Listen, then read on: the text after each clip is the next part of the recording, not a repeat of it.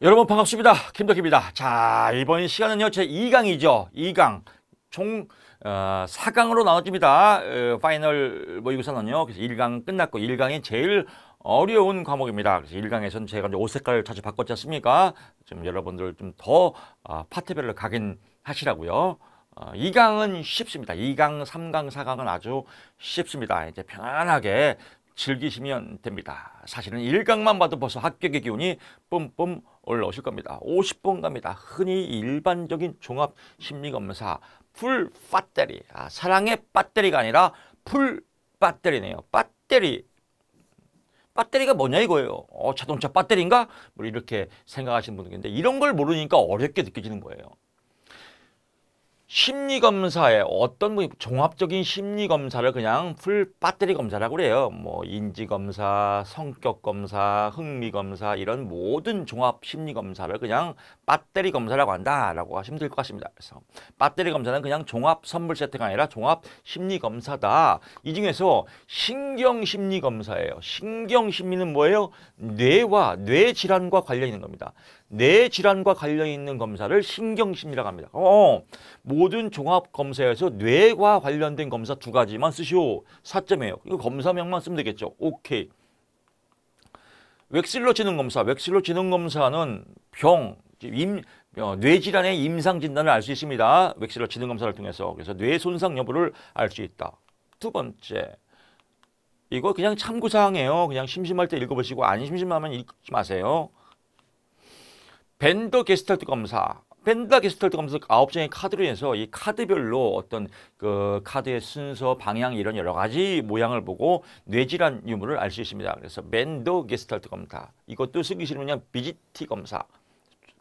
답 나왔죠. 얼마나 쉬워요. 웩실러 지능 검사, 벤더 게스탈트 검사. 이 2개 쓰면 4점이에요. 너무 쉽지 않나요? 공부할 게 없어요. 51번 갑니다. 다시 한번 갑니다. 이런 건 진짜 시험이 뭐 여유가 있으면 보고 시험에 좀 촉박하면 얘가 볼 필요 없습니다. 이런 거 보지 마세요라고 하는 게 아주 명강입니다. 여러분 제 화면에 보게 되면 제 얼굴도 막 눈이 지금 퉁퉁 보이실 겁니다. 지금 눈이 보이다보다도 눈탱이가 지금 밤탱이 됐습니다. 이게 더 느낌이 팍 오지 않습니까? 매일 뭐 야간 촬영에다가 또 주말 오늘도 주일입니다. 일요일 날. 그래서 주일날 또 오전에 기도하고 기도드리고 여러분 합격을 위해서도 제가 중보기도 했습니다. 기도드리고 또 이렇게 또 촬영하고 있습니다. 왜? 시험이 가까웠기 때문에 여러분들 빨리 공부하시라고 지금 뭐 토요일도 없고 일요일도 없고 뭐 계속 토요일, 일요일, 주간, 야간 계속 촬영해서 지금 촬영 중입니다. 목적은 합격이에요. 하나님의 응답이 왔습니다. 여러분들 합격할 거라고. 믿음 천국 푸신죠. 믿으면 합격이다. 합격을 믿고 여러분 즐기십시오. 제발 이런 거 보지 마세요. 지금 시험이 촉박한 시기이기 때문에 저도 뭐 주야를 떠나서 계속 강의 중이니까 이런 건 읽지 마세요. 그냥 시험에 나오면 아싸 땡 잡았다. 2가지 웩실러 지능검사, 벤더 게스탈트 검사 끝. 이렇게 공부하면 아주 쉽습니다. 지능검사 시 실제적인 라포 형성 방법 5가지. 라포 형성 방법 5가지면요. 이건 명명화되지 않은 답이에요. 이건 뭐냐면 소설 쓰면 답을 준다는 거예요. 소설. 5가지가 아니라 5만 가지도 넘어요. 타당도 있게. 라포 형성은 다 알죠. 친밀감 형성. 지능검사할 때 친밀감을 하려면 뭐가 있냐요. 그럼 뭐예요? 성취 동기가 부족하고 쉽게 포기하는 수검자를 하여금 최선을 다하도록 수검자에게 최선을 다하도록 격려한다.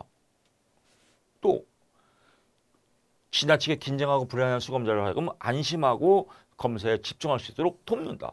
격려한다. 안심할 수 있도록 돕는다. 또 관심을 갖는다. 침착하고 차분하게 과제를 제시한다. 각 수검자들이 부드럽게 연결시켜준다. 여기서도 3개 나오네요. 검사에 대한 수검자에게 관심을 유발한다. 수검자가 검사를 잘 받도록 침착하고 차분하게 과제를 제시한다. 또 각 소검사들을 부드럽게 연결시켜준다. 얼마나 쉬워요. 3개 나왔잖아요. 일반적인 수검자가 알아들을 수 있는 일반적인 사항들을 설명해 준다. 일반적인 언어로 설명해 준다. 여기 두 개 나왔네. 지루해하거나 불안하면 잠시 간단하게 대화를 하거나 휴식을 취한다. 커피를 한잔하면서 부드럽게 검사를 이끌어 나간다. 이런 내용 쓰면 그냥 다 인문학. 그냥 서로 내담자에게 친한 모습 5가지 있으면 5점 맞았다. 이건 뭐 공부해도 안 해도 다 맞추지 않습니까? 52번 갑니다. 행동치료에서 치료자들은 내담자의 행동을 간접 측정하기보다는 직접 측정하는 것을 좋아한다 이겁니다. 이와 같이 직접 측정하는 경우 일반적으로 포함시키는 특성 6가지. 일반적으로 특성 6가지니까 이건 명명화되지 않았습니다. 6만 가지도 넘어요. 그냥 행동 보이는 게 답이에요.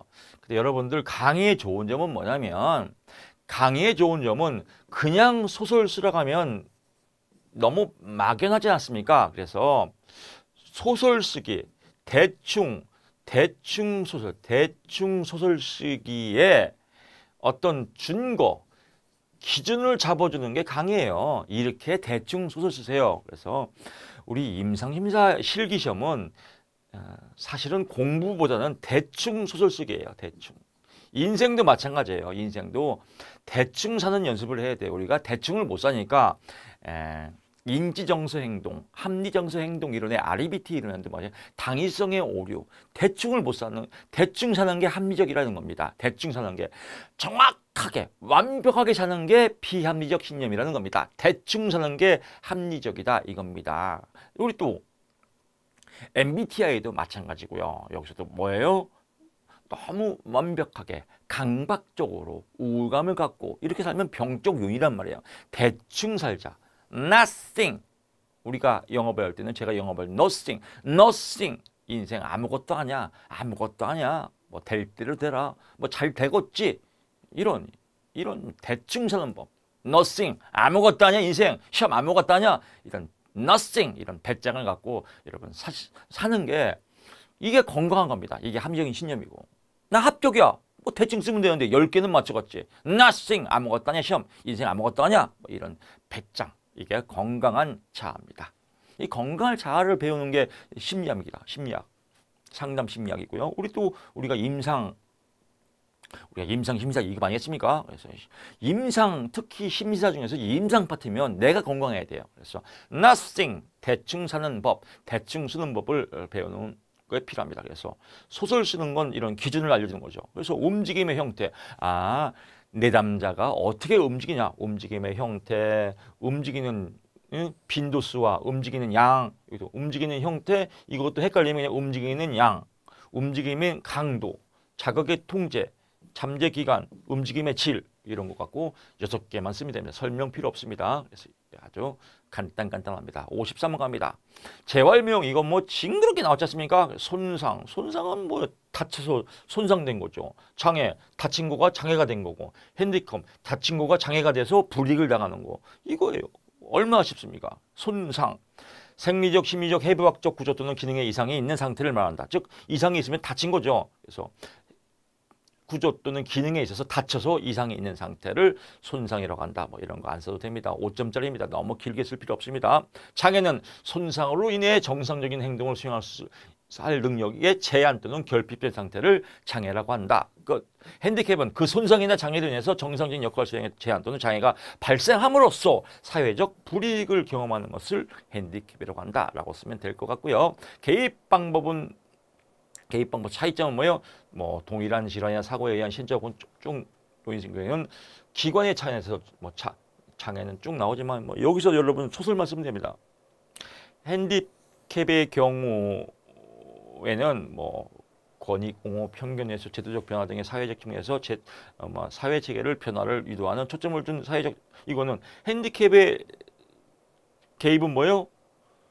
재활이네요. 사회적 재활. 그러면 사회적 체계의 변화를 유도하는 사회적 재활이 필요하다. 뭐 요 글 갖고 글짓기 쓰면 될 것 같습니다. 손상은 약물치료, 정신치료 등 일반 의학적 측면에서 손상의 경험을 치료를 해야 된다. 장애의 경우에는 재활상담, 일상생활, 기술훈련 이런 걸로 임상적 재활이 필요하다. 그래서 재활 상담, 일상생활 등의 이런 요인으로 임상적 재활이 필요하다. 이거는 사회적 뭐 체계 변화, 사회적 평균 이런 거를 초점을 바탕으로 해서 사회적 재활이 필요하다. 손상은 뭐 약물 치료나 정신 치료 등을 통해서 손상을 치료한다. 뭐 이런 걸로 여러분 요건 빼고 요게 더 편하겠네요. 이렇게 글짓기 하면 될 것 같습니다. 즉 포인트를 잡아서 글짓기 하는 게 포인트입니다. 손상 이렇게 해서 치료하다. 재활, 손상, 그다음에 장애 이렇게 재활을 통해서 핸디캡, 사회적 뭐 변화를 통해서 사회적 체계 변화를 통해서 뭐 치료한다. 이걸로 그냥 글짓기 하는 시험이다라고 보시면 될 것 같습니다.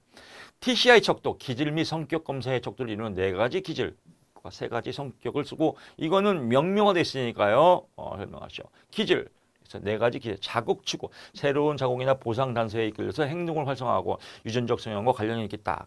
자극 추구 이런 건 다혈질 요소죠. 자극 추구 한 줄만 쓰면 되겠습니다. 위험 회피, 위험하거나 혐오스러운 자극에 대해서 행동이 억제되고 유치된 유전적 성향과 관련이 있다. 그래서 위험 회피 좀 소극적 성격이겠죠. 사회적 민감성, 사회적 보상 신호 즉 타인의 표정이나 이런 거에서 관련 있는 것을 말한다. 인내력, 얼마큼 인내 꾸준히 지속하는 거에 관련이 있다. 3가지 성격은 뭐예요? 처율성, 혼자 어떻게 잘 이끌어 나가는지. 연대감, 자기 자신을 사회와 통합적인 한 부분을 어떻게 연대를 하는지. 고대가 아니에요. 연대입니다. 자기 초월, 자기 자신이 우주의 통합적 한 부분으로 지각할 수 있도록 우주 만물과 자연을 이런 것 같고요. 자기 자신이 우주의 통합적인 한 부분으로 지각하고 이들과 일체감을 느낌으로써 개인의 영성과 관련이 있다. 막 이렇게 글짓기 하면 됩니다. 이런 거 답안지 없어요. 그냥 읽어보고 자기 초월, 연대감, 자율성 이걸 썼냐 안 썼냐 썼으면 맞구나. 그래서 연대감 여기다가 고대가 아니라 연대다 이렇게 쓰면 안 되겠죠. 그냥 이렇게 그냥 비스무리하게 연대감, 자기 자신을 사회와 통합 또 타인과 통합하는 이런 느낌을 말한다. 이렇게 그냥 주저리 쓰면 될 것 같습니다. 다음 보기의 사례를 읽고 물음에 답하시오. 서울시 마포구에 사는 A씨는 30대 중반의 전업주부로서 결혼 후 직장을 그만두고 별다른 사회활동을 안 한다. 별다른 사회활동 안 하니까 우울증이 오겠죠. 결혼 후 몇 년이 지난 남편이 회사 일을 이유로 거의 매일 늦게 귀가오고 주말에는 집에 머무는 경우가 특히 드물었다. 우울증이 심화되겠죠. 히스테리도 있겠고요. A씨는 자신의 사회 경력으로부터 자신의 꿈꾸던 결혼 생활로부터 멀어지게 되었다고 생각한다. 우울증 범불안장애도 오겠죠. 자신이 사회와 무관한 존재, 더 이상 아무런 가치도 없는 존재로 전락해버리면서 생각을 떨쳐버릴 수 없다. 무기력증, 우울증, 열등감. 그와 같은 생각은 날이 갈수록 더해졌고 이제는 하루 중 거의 대부분의 시간을 우울을 하죠. 하루 중 대부분 만성 우울증, 주요 우울장애로 이루어지겠죠. 결국 A씨는 더 이상 삶이 아무런 의미가 없다고 생각하고 자살을 할 결심을 하게 되었네요. 뭘 자살을 해요. 이렇게 남편이 돈 벌어주고 자기 개발하고 공부하면 되는데 안타깝네요. 별다른 사회생활을 하지 않았다. 사회생활을 하면 될 거 아니에요. 아니면 봉사활동을 하든지 아니면 임상심사를 준비하든지. 그렇습니다. 하여튼 병적 요인이니까 인생은 그런 것 같아요. 인생은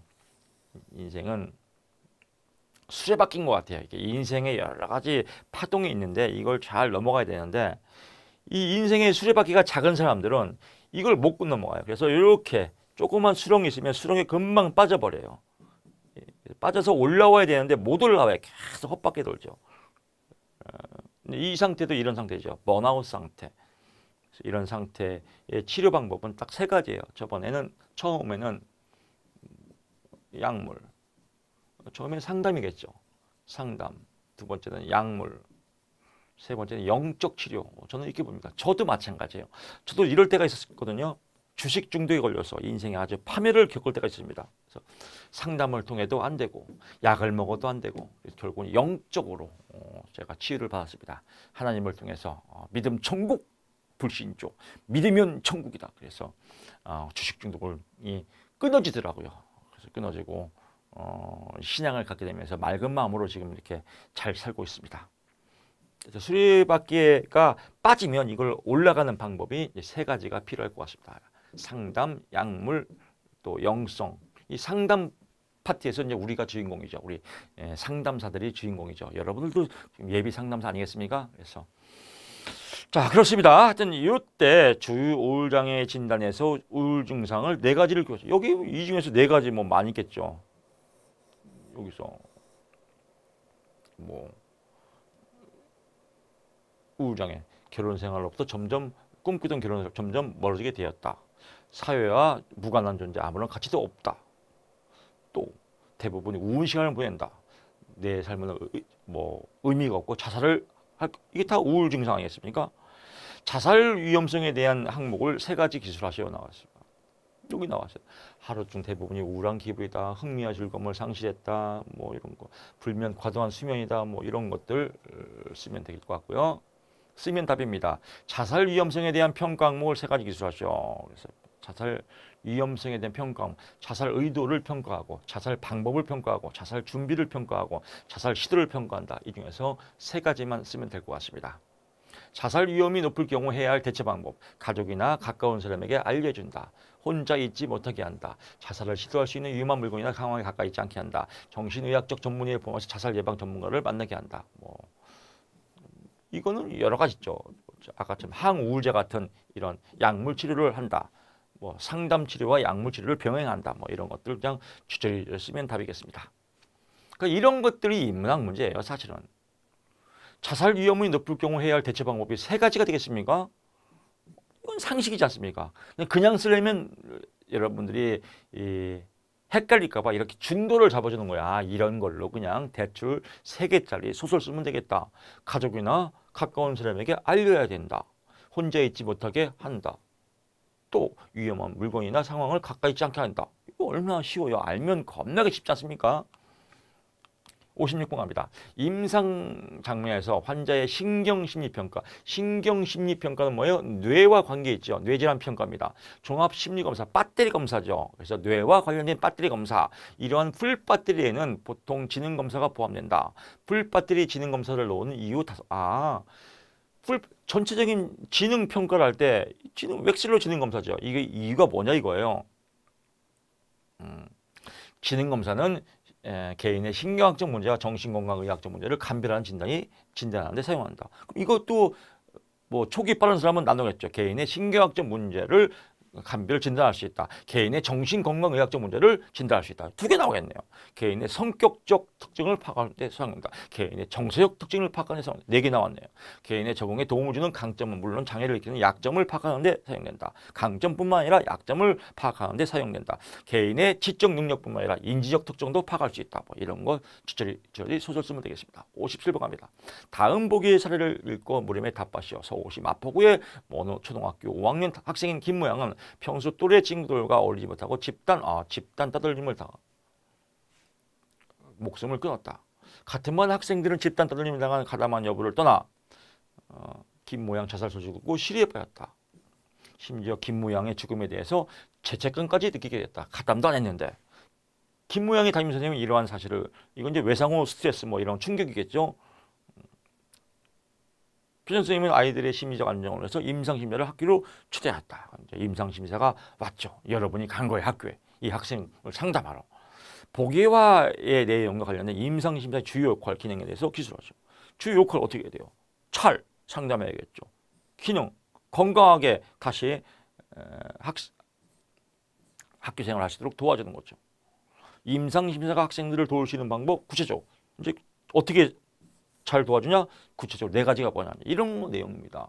그러면 주요 역할 및 기능에 대해서 주요 역할은 뭐예요? 심리치료.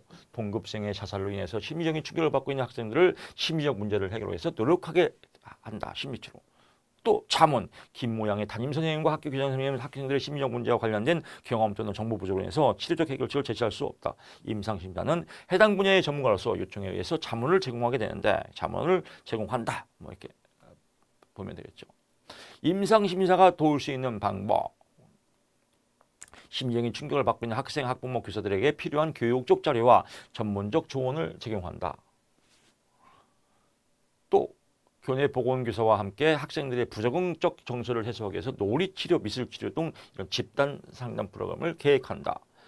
심각한 후유증을 보이는 학생들에게 개인 상담을 실시한다. 일단 집단 상담 치료, 집단 치료 프로그램 계획하고요. 계획 수립 진행하고 심한 학생들은 개인 상담을 하고 또 교육적 자료와 전문적 조언을 제공하고 지역사회 기관과 연계해서 집중적이고 지속적인 도움이 필요한 학생들을 대상으로 그럼 여기도 빼 그냥 지역사회 기관과 연계하여 치료 프로그램이 제공되도록 지원한다. 이렇게 지역사회 기관과 연계하여 치료 프로그램이 제공되도록 지원한다. 심각한 후유증을 보이는 학생은 개인 상담을 실시한다. 부조공 정서를 해소하기 위해서 놀이치료, 미술치료, 집단치료 프로그램을 계획 수립 시작. 이것도 그냥 하면 그냥 프로그램을 진행한다. 뭐 진행하려면 계획도 하고 수립하게 되니까. 이렇게 계획 수립이가 안 들어가도 돼요. 이거 그냥 이건 책이니까 그냥 저 같으면 그래요. 집단 프로그램을 진행한다. 뭐 이렇게 또 심리적 충격을 받고 있는 학생, 학부모, 교사들에게 교육적 자료를 제공한다. 이렇게 쓰면 깔끔하겠죠. 그냥 쓰면 답입니다. 타당도 있게. 58번 갑니다. 성폭행 사건과 관련해서 그 피해자로 지목된 한 여성이 수사기관에 의해서 성폭력 상담소에 의뢰하였다. 그러나 정작 피해자는 자신이 성피해 사실을 부인하고 있다. 나 성폭력 안 당했어요. 이렇게 전문 상담사로서 자문을 한다고 가정할 때 적절한 자문 내용, 조치 방법. 이런 경우가 많다고 하더라고요. 왜? 첫째는 뭐냐면요. 자기 개방을, 자기 노출을 싫어해서.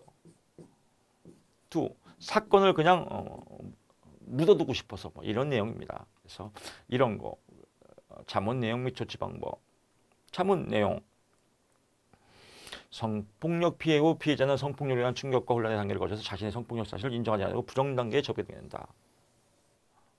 부정단계는 개인의 현실을 직시하지 못하고 부정하는 것이기 때문에 이를 무조건 건강하지 못하다고 판단할 필요는 없다.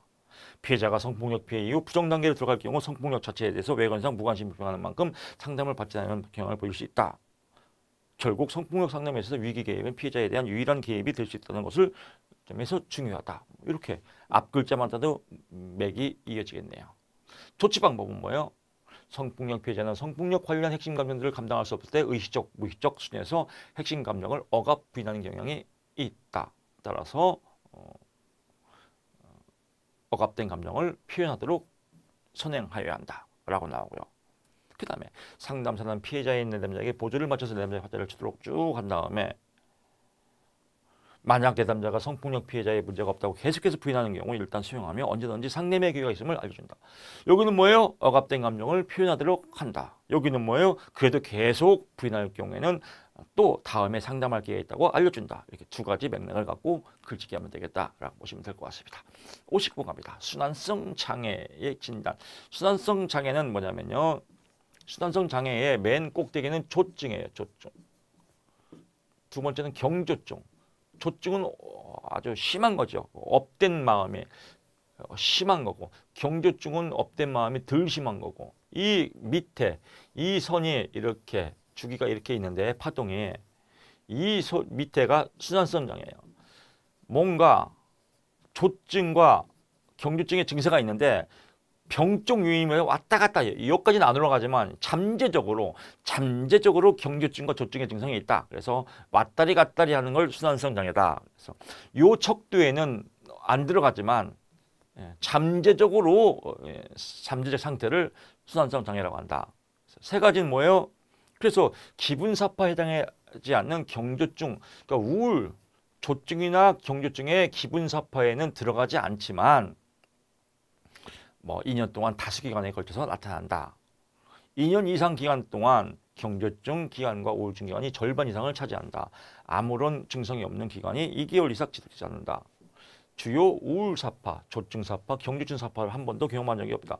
사파라는 것은 이 증상입니다. 그래서 한 번도 심한 증상을 겪어본 적이 없지만 잠재성이 계속했다. 이 잠재 기간은 뭐예요? 1번, 2번이다. 그래서 여러분 이렇게 아동 및 청소년 이건 빼세요.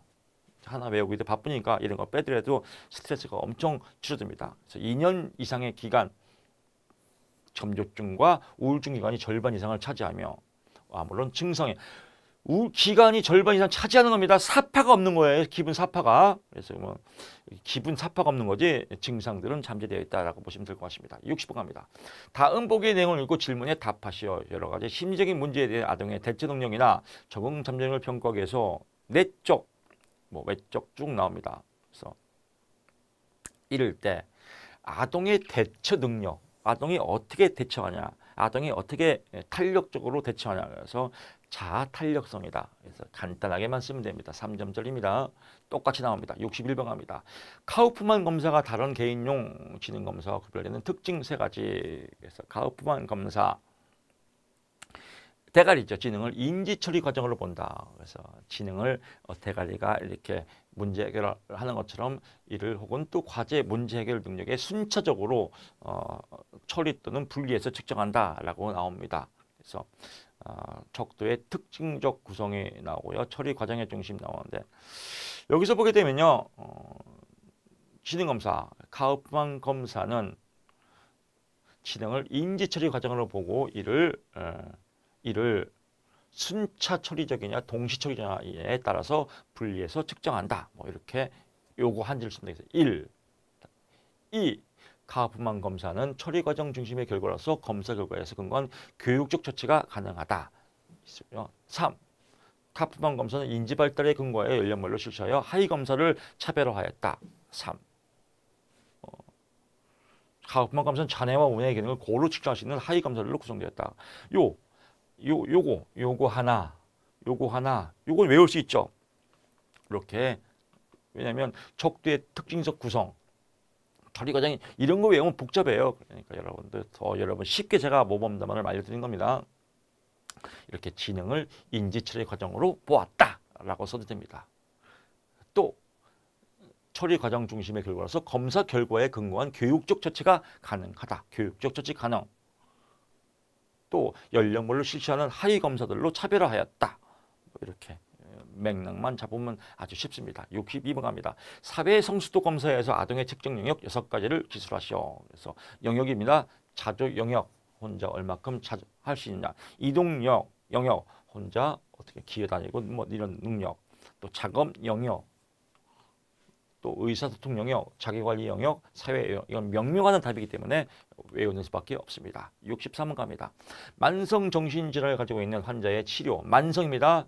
가족성원의 올바른 태도와 피해야 할 태도 10점이에요. 올바른 태도와 피해야 할 태도. 10점짜리인데 이건 인문학이에요. 상식이에요. 공부를 해도 마치고 안 해도 맞춰요. 인문학 문제가 10점짜리예요. 이런 거 그냥 점수 주는 거에 합격하라고. 올바른 태도, 잘. 피해야 할 태도, 안 잘. 이걸로 수술 쓰면 되죠. 그래서 지속적으로 치료받을수록 지지한다. 돕는다. 약을 잘 먹도록 격려한다. 다른 서비스 받을 수 있도록 뭐 어쩌고 한다. 또 집안 분위기를 화목하게 유지한다. 환자를 안정감을 취한다. 즐거움을 준다. 유무감을 취한다. 기쁘게 한다. 뭐 다 치료와 스트레스를 적게 하는 활동에 참여한다. 함께 참여한다. 오락 같이 레저 스포츠를 즐긴다. 그냥 어쩌고 뭐 즐거운 취미생활을 같이 한다. 가족이 화목하게 신앙생활을 한다. 가족이 화목하게 게임을 한다. 가족이 화목하게 웃는다. 가족이 화목하게 맛있는 거 먹는다. 다 올바른 태도죠. 이걸 뭘 외워요 그냥. 안 좋은 태도는 똑같죠. 환자에게 지나치게 개입한다. 환자에게 모든 것을 다 희생한다. 환자에게 지나치게 잔소리한다. 환자에게 지나치게 어투로 말한다. 환자를 때린다. 환자를 욕한다. 환자를 깐짝거린다. 다 이런 걸 뭘 외워요. 그냥 상식이죠. 64번 갑니다. 심리검사의 올바른 해석을 위한 해석 집중. 올바른 해석 집중도 뭐 4가지만 되겠습니까? 4만 가지 넘죠. 어떻게? 잘. 검사 결과에 대해서 내담자가 어떻게 기대하고 있는지 우선적으로 탐색한다. 검사 결과에 대해서 탐색해준다. 2번째. 검사 결과는 하나의 잠정적인 결과임을 인식하고 이를 내담자에게 알려준다. 검사는 검사일 뿐이다. 절대적인 게 아니다. 잠정적인 결과임을 알려준다. 또 검사는 그냥 유연적인 문제이기 때문에 환자에게 고정관념을 갖지 않게 한다. 한두 개의 숫자나 타입 정보만 알려주고 결과를 해석했다고 생각하지 않는다. 또 전체를 보고 해석해줘야 된다. 내담자가 이해하기 편하게끔 내담자의 여러 가지 뭐 알기 쉬운 용어를 설명해준다. 이런 거 그냥 주저리 쓰면 됩니다. 인문학 문제입니다. 오히려 인문학 문제가 겁나게 많아요. 그래 인문학으로 소설만 써도 사실은 한 30분 먹고 들어가요. 기본적으로 공부 안 해도. 65번 갑니다. 근데 인문학으로 소설 쓰는 걸 모르기 때문에 여러분들이 우리 임단목 카페에서 가장 축제는 이거, 축복은 이거 인문학 소설 쓰는 문제구나. 이 시험이 이거 겁나게 쉽구나. 왜 이 시험을 이렇게 어렵게 공부하지? 이것만 깨달아도 진짜 땡 잡았습니다. 65번 갑니다. 다음 보기의 사례를 읽고 물음에 답하시오. 박모 씨는 올해 52세로 중졸이며 목수일로 생계를 유지하며 박모 씨는 몇 달 전 오토바이 타고 가다가 승우장애 의식을 잃고 병원으로 후송되었다. 다쳤으니까 외상 후 스트레스, 또 생계가 안 되겠고요. 우울도 오겠고요. 자신감도 떨어지겠고요. 분노도 올겠고요. 다행히 40일 만에 의식을 회복했지만 이 어깨가 결리고 통증, 또 신체 장애가 있겠죠. 전환장애. 사지가 아프면 오케이. 점처럼 이렇게 나오면 오케이. 전환장애, 신체 장애. 점처럼 깊이 잠을 오케이. 우울 불면 이렇게 답이 다 맞지 않습니까? 이걸로 소설 쓰면 돼요. 박모 씨에게 나타날 수 있는 또 다른 증상을 두 가지 제시하죠. 또 다른 증상이 뭐가 있을까요? 뭐 똑같은 거죠. 뭐 기억 상실도 나중에 오겠고 또 어떤 중요한 부분에서 어떤 장애가 또 있을 수 있겠고 불안, 공통, 무력감에 대한 나움도 있겠고 지적 능력 손실도 있고 주의력 집중력도 있고 운동 기능 저하도 있겠고 분노나 뭐 우울도 있겠고 뭐 이런 거 쓰면 됩니다. 그냥 쓰면 답이에요. 감별 진단 두 가지, 외상 후 스트레스 장애, 또 전환 장애 두 가지니까 두 가지만 쓰면 되겠죠. 심리검사에 위스콘 카드 검사가 포함되어 있다. 이는 무엇을 확인하기 위한 것인가? 위스콘신 카드 검사는 정신기능의 뇌해 부족 관계를 파악한 신경심리학 뇌해 부족이에요. 그래서 뭐 쭉 나옵니다. 그래서 여기서 보게 되면 위스콘신 카드 검사는 수검자의 개념 형성 및 문제 해결 등을 비롯하여 수상적 쭉 나옵니다. 그럼 여기서 무엇을 확인하는 건가요? 수검자의 문제 해결 능력, 또 수검자의 뭐 분류 기억 및 작업 기억 두 가지만 쓰면 돼요. 두 가지니까 여기서 두 가지만 쓰면 돼요. 문제 수검자의 뭐 개념 형성 및 문제 해결 능력, 분류 기억 및 작업 기억, 추상적 사고 및 선택적 주의력 이거 두 가지만 쓰면 답이겠죠. 예우 및 관련된 요인을 두 가지 쓰죠. 예우 나중에 그 후에 관련된 거. 그럼 의식상실의 유무 및 뭐 연령과 직업에 대한 감각 기능 이것도 예우가 기능도 파악해야겠죠. 노화에 따른 이건 좀 약간 외우기 힘들면요. 처방 약물의 적절한 사용 및 약물 사용에 따른 부작용도 함께 고려해야겠죠. 나중에 부작용이 얼마큼 생기나. 그래서 처방 약물의 적절한 사용 및 이것도 처방 약물에 대한 처방 약물 사용에 대한 부작용 이렇게 써도 되겠죠.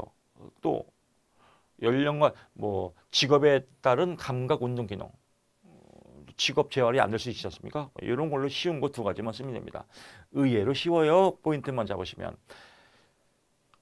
다시 한번 갑니다. 여기서 교수님 너무 이렇게 쓰면 채점자가 좀 성의 없다고 하지 않을까요? 또 이런 걱정하는 사람이 있습니다. 완벽제도. 이 성의 없는 게 아니라 이렇게 써주는 게 성의한 거예요. 이렇게 포인트만 써주는 게 좋은 거예요. 주저주저 알지도 못하는 말 쓰면요. 짜증나요. 그냥 이렇게 딱 포인트만 들어가면 돼. 포인트. 이 문제를 왜 물어보냐. 지금 다친 이후에 어떤 감각 운동이 제대로 되냐 안 되냐. 또 약에 대한 부작용이 있냐 없냐. 이 두 가지를 본다. 오케이. 깔끔하네. 퍼펙트합니다. 66번 갑니다. 반복적으로 또래 친구들을 괴롭히며 교사에게 반항한다. 또 반항하는 놈이 있네요. 3학년 담임선생에게 자문을 하고자 한다. 해당 아동의 문제를 해결하는 데 도움을 주시는 조언 4가지. 조언 4가지만 되겠습니까? 3만 가지 넘지. 교사에게 반항한다. 아동의 문제를 호소하는 초등학교 3학년 담임선생에게 자문. 사실은 제일 좋은 자문은 이겁니다. 반항한다. 반항 못하게 때리세요. 이게 사실 제일 좋은 자문이에요. 요즘은 때리면 또 깜빡하니까 그렇게 상담하면 되겠죠. 담임선생님이 제일 듣고 싶은 말 그래요. 싸가지 없는 놈은 어떻게 벌 주고 체벌해야죠. 이게 요즘은 이제 세상에 그래요. 세상에 테스형 세상에 왜 이래. 또 반항한다고 때리면 깜빡합니다. 학교 잘리고. 그래서 어떻게 해야 돼요? 학급의 규칙을 잘 지키도록 제시한다. 관심과 칭찬을 제공한다. 또 강화를 통해서 반응 대가를 사용한다. 강화를 사용한다. 고립을 사용한다. 가정과 학교 간의 알림장을 통해서 의사소통을 이루게 한다. 또 부모에게 알려서 함께 상담한다. 사실은 학교 선생님 입장에서는 제일 좋은 건 1번 퇴학시킨다. 2번 때린다. 3번 교실에서 쫓아낸다. 이런 거 잠재적 마음은 이게 들어갈 겁니다. 이건 이제 무의식의 어업에 집어넣어야죠. 이렇게 67번 갑니다. 다음 보기의 사례를 읽고 물음에 답하시오. DSM-4 진단 기준에서 반응성 애착 장애의 두 가지 양상을 기술하시고요. 양육의 병리성 여부를 판단하는 기준 세 가지 7점짜리입니다. 높죠. 근데 이것도 허당해요. 허당. 애착 장애 두 가지. 애착을 잘 맺어야 되는데 애착을 못 맺어요. 그래서 이 양상 대부분의 사회적 상호작용을 시작하는 데 있어서 지속적으로 실패하거나 발달적으로 부적절한 방식으로 반응한다. 이거보다는요. 두 가지 양상이니까 아동의 경우 양육자에게 접근 및 회피에 혼합된 반응과 함께 격려 저항하는 반응을 보이거나 냉정하게 경계하는 태도. 그래서 아동의 경우 접근과 회피가 혼합되면서 애착 장애가 이렇게 냉정하게 경계하는 태도로 보인다라고 보고요. 이게 애착 장애니까요. 두 번째, 비교적 낯선 사람에게 지나친 친밀감을 보이며 애착 대상을 선택하는 데 있어서 능력이 부족하다. 지금 아무한테나 다 애착이에요. 이 사람이 가도 좋고 저 사람이 가도 좋고. 이것도 장애라는 겁니다. 건강한 애착을 형성이 돼야 되는데 이 두 가지가 이상적인 애착 장애의 두 가지 양상이다. 그래서 예를 쓰면 더 좋을 것 같습니다. 양육의 병리적 여부를 판단하는 기준에서 아동의 기본적인 정서적 욕구의 지속적인 방치, 정서적 욕구의 지속적으로 방치하는 경우가 애착 장애라 병리란 말이죠. 또 신체적 욕구의 지속적인 방치, 여기는 여기는 신체적 욕구의 지속적인 방치도 병리성 여부라는 이게 병이라는 겁니다. 양육자의 반복된 변경으로 인한 안정적인 애착 형성의 방해. 양육자가 반복적으로 변경돼요. 그래서 애착 형성에 방해가 되는 거. 이게 다 병적 애착을 일으키는 병적 요인이다. 그래서 할머니가 키웠다가 할아버지가 키웠다가 엄마가 키웠다가 아빠가 키웠다가 삼촌이 키웠다가 이모가 키웠다가 고모가 키웠다가 선생님이 키웠다가 막 이런 거. 그래서 이 세 가지 기준. 그래서 반복적인 변경. 또 신체적 방치, 정서적 방치 이걸로 글짓기 하면 되겠다라고 보시면 될 것 같습니다. 68번 갑니다. 심리평가에서 심리검사를 시행하는 주요 목적 5가지, 5만 가지도 넘어요. 5만 가지도 넘다는 건 인문학 문제입니다. 소설 쓰기. 그래서 심리검사를 왜 해요? 내담자를 진단하기 위해서, 문제를 확인하고 진단하기 위해서, 또 내담자의 문제의 증상 및 행동의 심각성을 파악하기 위해서, 또 내담자의 변별 진단을 위해서, 또 내담자의 심리 상태를 파악하기 위해서, 내담자의 성격적 측면을 파악하기 위해서, 내담자의 전반적인 기능수를 평가하기 위해서 그냥 이런 거 쓰면 답입니다. 69번 갑니다. 다음 보기의 심리치료의 일반적인 수행 단계를 나타내는 AAD. 이거는 똑같이 나와요. 그래서 여기 써 있는 건 외울 필요 없습니다. 첫째 1단계 초기 자문하고 문제 및 상황을 평가한 다음에 또 치료 목표를 설정하고 그 다음에 치료를 평가한 다음에요.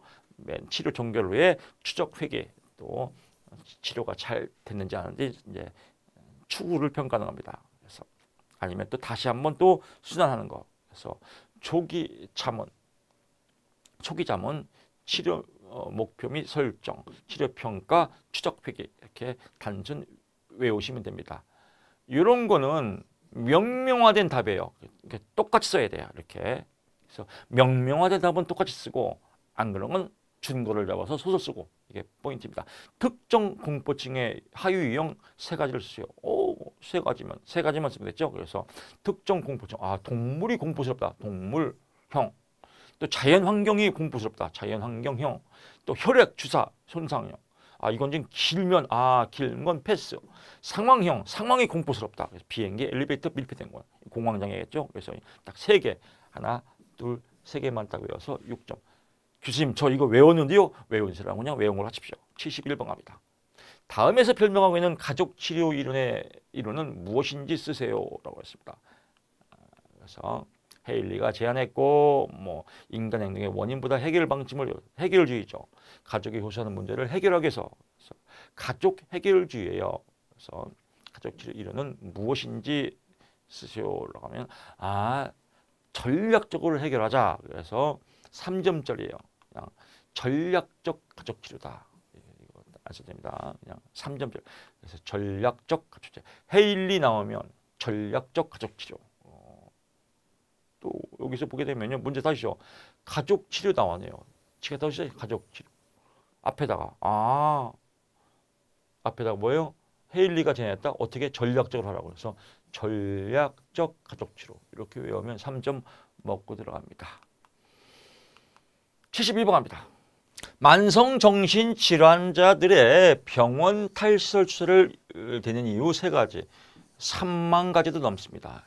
이 얘기는 뭐예요? 인문학 문제죠. 6점짜리 또 먹고 들어갑니다. 탈시설아. 예를 들면 이거예요. 그냥 간단하게. 정신병원. 알코올 중독으로 정신병원에 입원하였다라고 했습니다. 어떤 환자가. 근데 정신병원에서는 치료가 안 된다 이겁니다. 보통 통계학적으로 보게 되면요. 알코올 중독자가 예를 들면 10,000명이라 10,000명이면 정신병원에서 치료할 수 있는 사람은 1명도 안 됩니다. 사실은 통계학적으로. 100% 실패해요. 그냥 병원만 왔다 갔다 나라 세금 갖고 병원만 왔다 갔다 이게 우리나라의 현실입니다. 그래서 이런 거 정신병원에서 이제 벗어나라 이겁니다. 그 이유가 뭐예요? 인권 문제, 열악한 인권 문제, 정신병원에 갇혀갖고 인권 문제가 있고요.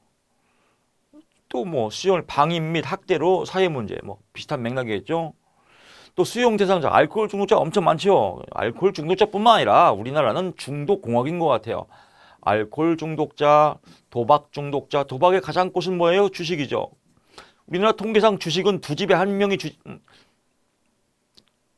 한 명이 주식을 한다고 합니다. 2집 중에 1집은 주식 때문에 문제가 있다고 합니다. 부부싸움을 한다든지 경제적 문제가 있다든지 중독이 된다든지.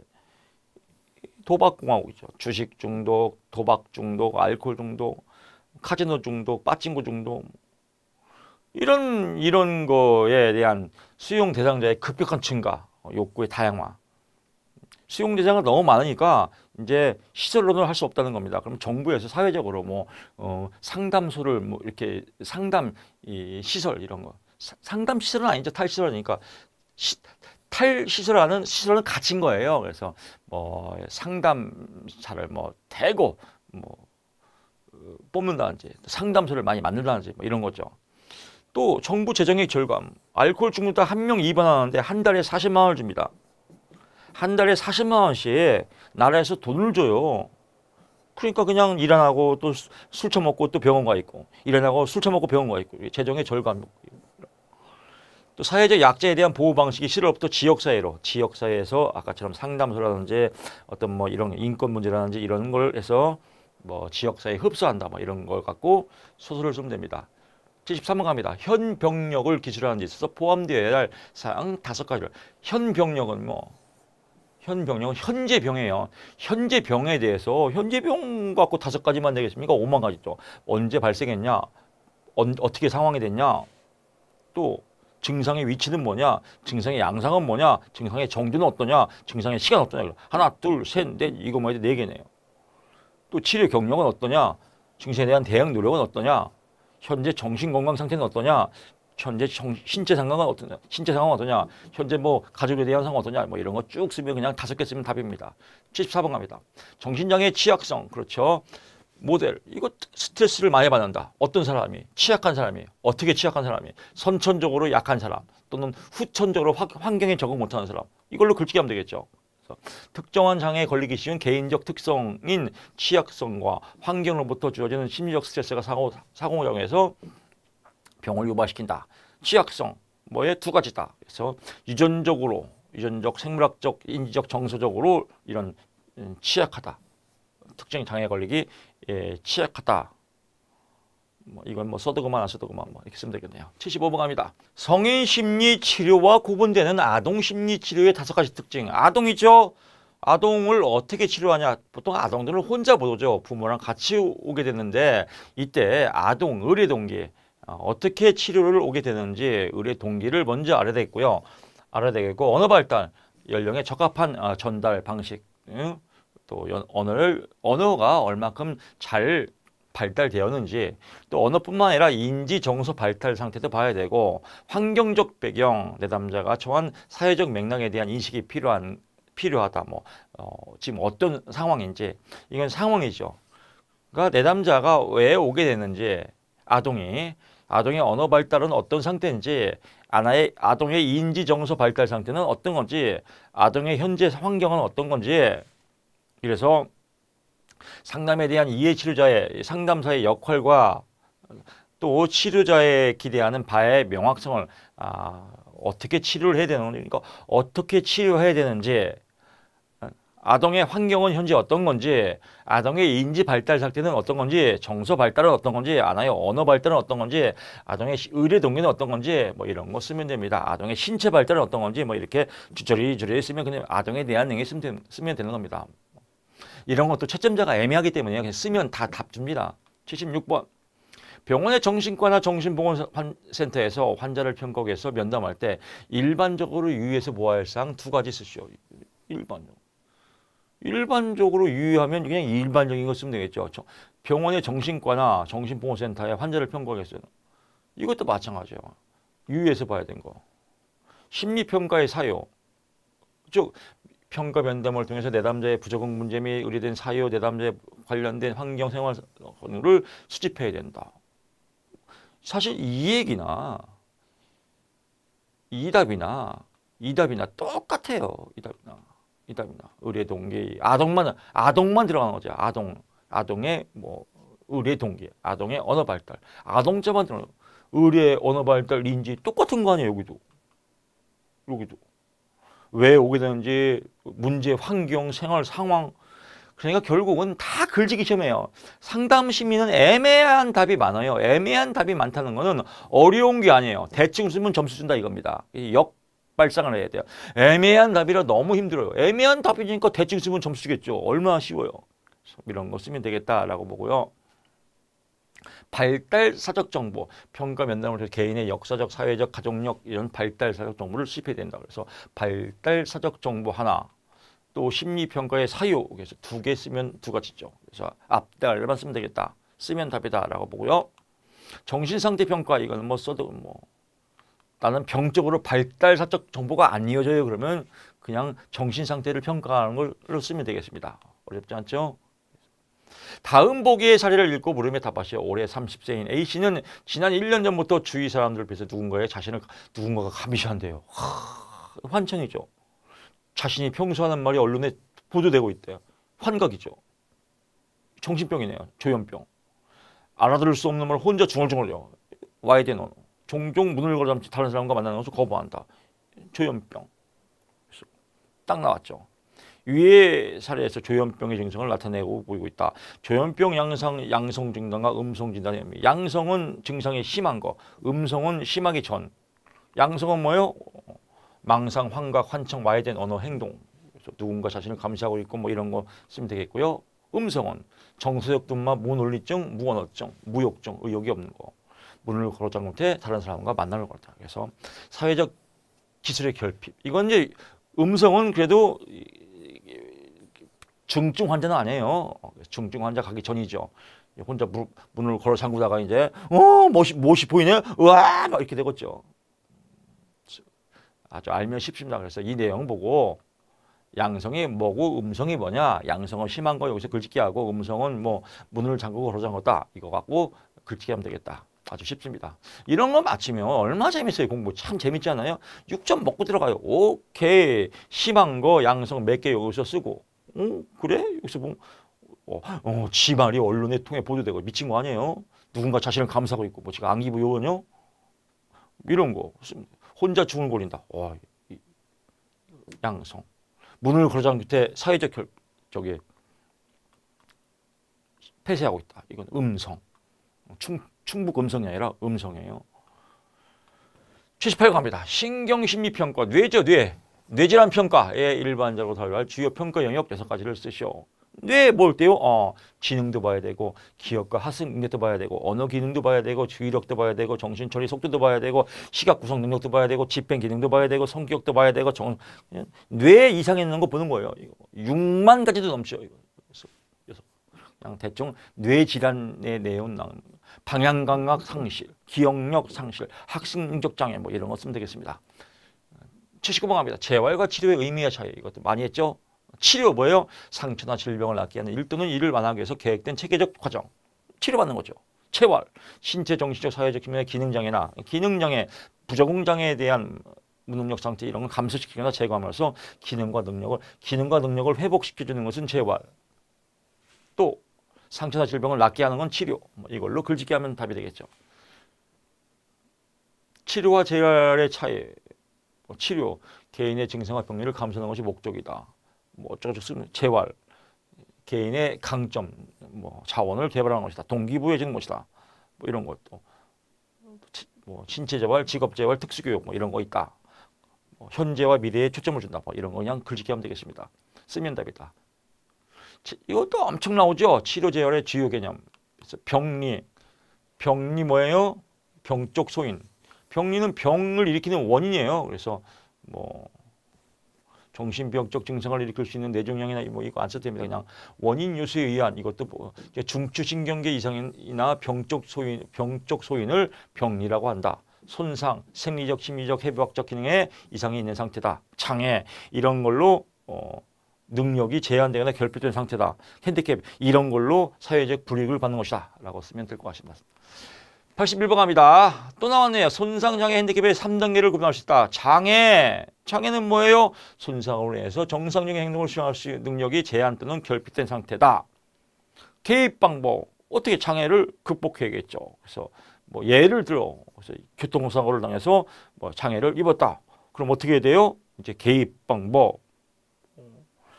첫째, 동기부여해주고 외상후 스트레스에 대해서 이겨낼 수 있도록 해주고 직업 재활을 통해서 직업을 갖게 해주고 건강하게 사회에서 적응할 수 있도록 또 환경적 지원도 해주고 이렇게 해서 도와준다 라고 하면 아름다운 글짓기가 되겠죠. 82번 만성정신과.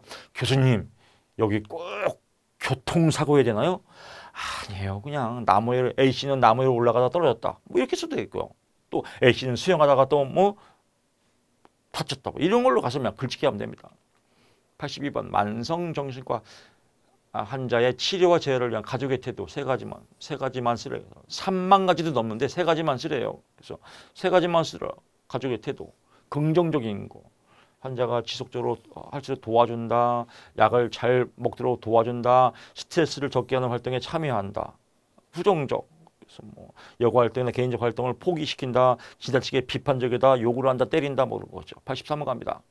놀이치료에서 놀이를 치료적 가치가 있다. 놀이치료의 가치 세 가지, 3만 가지도 넘죠. 놀이치료 왜 재미있다, 즐겁다, 기쁘다, 행복하다, 시간이 잘 간다. 그래서 저항을 극복하는 데 도움이 된다. 치료적 관계 형성에 유용하다. 또 아동을 이해하고 진단하는 데 유용하다. 아동의 불안감 소미, 긴장 이완을 통해서 효과적이다. 정화를 통해서 심리적 외상을 준다. 이렇게 해서 쭉쭉 쓰면 되겠습니다. 서비스 문제 사실 이거는 공부를 해도 맞히고 안 해도 맞춰요. 이런 문제가 오히려 많죠. 상식이에요. 근데 또 잔소리지만 저항을 극복하는데 도움이 되므로 극복하는 것 이렇게 쓰면 안 돼요. 이런 거 다 하면 아동을 이해하며 면은 틀리죠. 면 틀리면 밥 먹어야죠. 이런 거 외우는 사람이 참 답답한 사람이죠. 사실 이런 거 외우는 사람은 임상치료 받아야 돼요. 84번 갑니다. 정신사회 재활에서 재활계획 4단계를 쓰시오. 재활. 첫째, 4단계를 쓰기 4점짜리예요. 이거 안 써도 됩니다. 이런 거 안 써도 됩니다 하면 좋지 않습니까? 그래서 첫째, 자립훈련. 혼자 이겨낼 수 있는 인생은 홀로서기입니다. 자립훈련하고. 그 다음에 자립했으면 뭐예요? 직업재활하고. 그 다음에 독립적으로 생활하라. 독립재활하고 사회에 복귀해라. 그래서 이렇게 자립, 직업, 독립, 사회복귀. 하나, 둘, 셋, 네 개 쓰면 4점입니다. 85번 갑니다. 만성정신질환을 위한 정신재활의 일반적인 목표. 정신재활의 일반적인 목표 3만 가지도 넘습니다. 어떻게 돼요? 증상을 호전을 장시간 유적시킨다. 또 대인관계 및 독립적인 생활기술을 습득. 이것도 뺄 수 있죠. 대인관계를 잘할 수 있도록 생활기술을 습득한다. 독립적인 생활을 할 수 있도록 도와준다. 보다 만족스러운 삶의 질을 성취하도록 한다.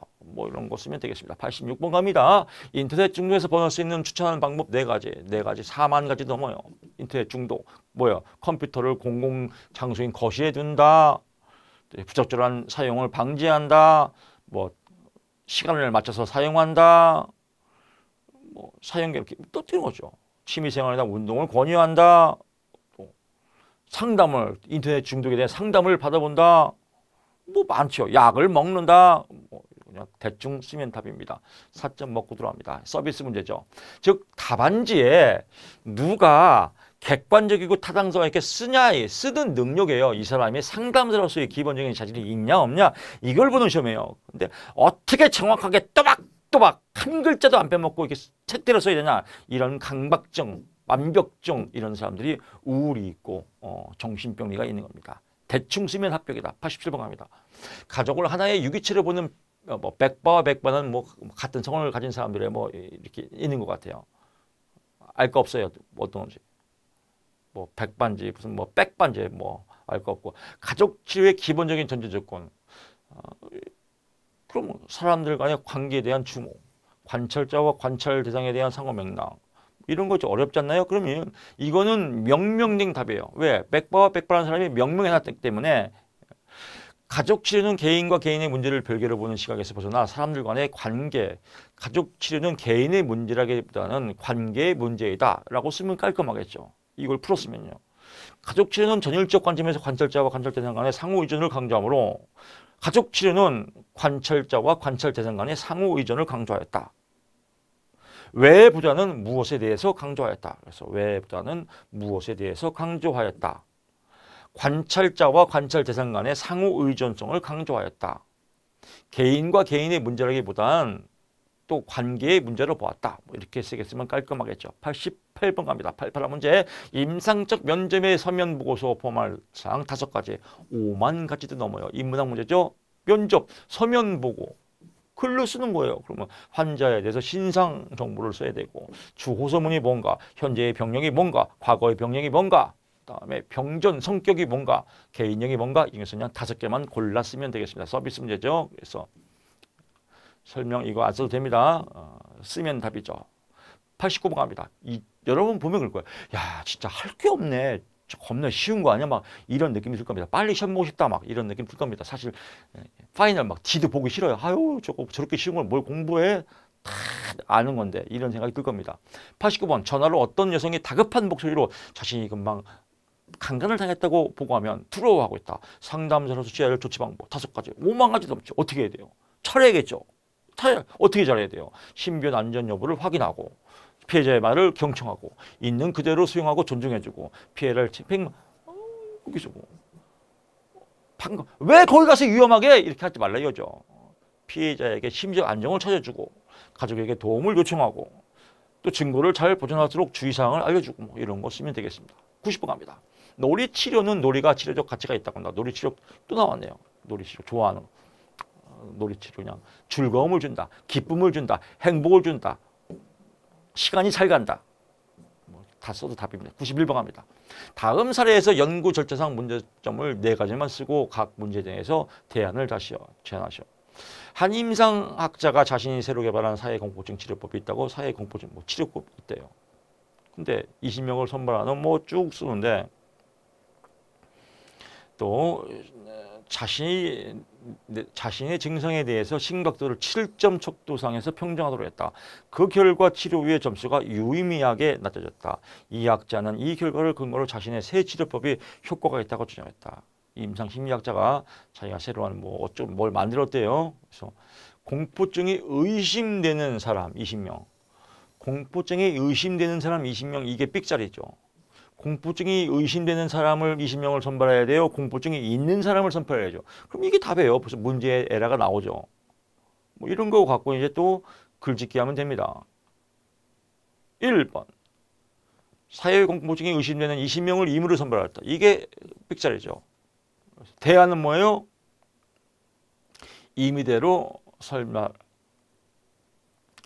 무작위 할당. 그래서 단일 집단 사전 사후 비교 설계보다는 무작위 할당 난선하라. 그러니까 2개의 집단 나눠서 순수 실험 설계를 하는 것이 이거는 이제 편의 현상이라고 하는데 어렵지 않습니까? 대안은 임의를 선발하였다. 대안 임의를 선발하면 안 된다. 이렇게 쓰면 됩니다. 그래서 뭐 임의를 선발하지 말고 무작위로 할당해서 선발해야 된다. 그래서 라고요. 그러니까 표집 방법으로 보면 단순 무선 표집이죠. 그래서 무작위 할당해서 표집한다. 임의로 너 나와 이렇게 지 맘대로 표집하지 말라 이거죠. 문제점 2. 사회 공포증이 의심되는 사람이 아니라 진단받은 사람 해라. 이렇게 간단합니다. 문제 3. 증상에 대한 신경들을 7점 척도상에 평정하였는데 이때 먼저 나옵니다. 척도가 사전검사, 사후검사 측정할 때 같은 척도를 사용하게 되면서 사전검사가 사후검사에 영향을 미치죠. 검사, 재검사 신뢰도에 에라 이용입니다. 똑같은 검사를 할 때 서로 연습효과, 기회효과 또 이런 이월 효과가 있다. 그래서 진단받은 사람들은 사전검사를 하지 말고 사후검사만 하는 거다. 왜? 검사, 재검사 신뢰도에 오류를 범하기 싫어서 범하면 게 안 좋아서. 자, 치료와 평정의 결과를 근거로 심리학자의 세 치료법이 효과가 있다고 주장하였는데 사전검사가 치료법에 영향을 주는 상호작용 시험이 나타날 수 연구 나오는데 상호작용 시험 효과가 나타날 수 있다. 여기도 마찬가지죠. 그래서 이 내용과 이 내용은 뭐 비슷한 내용이지만 여기서 보게 되면요. 문제는 이겁니다.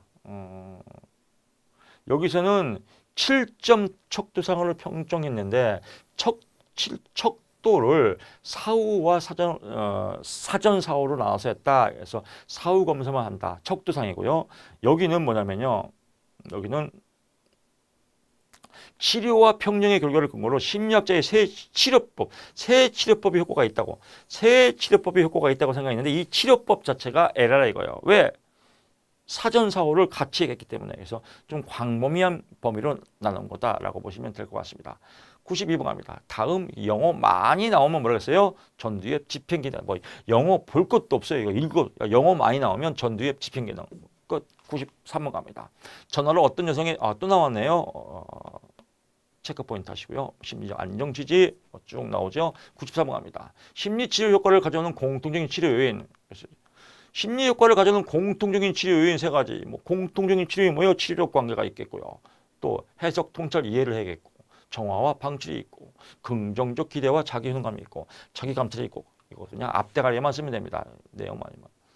치료 요인 사실은 이것도 3만 가지가 넘어요. 치료적 관계, 그래서 치료자들과 사이에도 불구하고 그들 모두가 특정 유형의 심리치료에서 권위 있는 전문가인 만큼 내담자의 기대에 어느 정도 영향을 미칠 수 있다. 공통적인 치료이니까 치료적 관계에서 전부 다 전문가이 있기 때문에 공통성이 있다. 치료적 해석, 심리치료는 내담자 자신의 그의 개인적인 어려움에 대한 이해를 증가시킨다. 해석이나 통찰이나 이해를 통해서.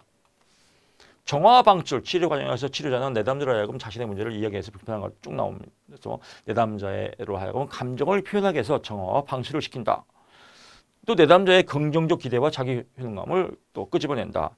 또 내담자의 자기 감찰을 통해서 자기를 자각할 수 있도록 도와준다. 뭐 이런 거 쓰면 되겠습니다. 95번 갑니다. 아동 심리 치료에 있어서 고려해야 할 아동의 특성 세 가지 또 나왔네요. 그래서 여기는 답이 좀 다르죠. 그래서 고려해야 할 아동의 특성. 인지 능력이 어떤가, 대처 능력이 어떤가, 행동화 경향. 아동은 행동화 경향은 뭐냐면요. 언어 발달 및 인지 지능이 미숙하고 특히 행동하려는 경향이 있다. 그래서 주로 뭐 이렇게 말보다는 행동을 통해서 표현한다. 뭐 이렇게 보는 겁니다. 그래서 놀이나 게임, 예술 활동 등의 위주로 하는 심리치료 수행하는 것이 바람직하다. 왜? 행동하려고 하니까. 그래서 아까 답하고 이 답하고 그냥 섞어 쓰면 됩니다. 또 보호자의 통제에 영향이 있다. 아동은 보호자의 통제에 영향을 받는다. 이렇게 써도 답, 저렇게 써도 답입니다. 여러분이 좋아하는 거 선택해서 쓰시면 됩니다. 96번 갑니다. 다음 보기의 사례를 읽고 물음에 답하시오.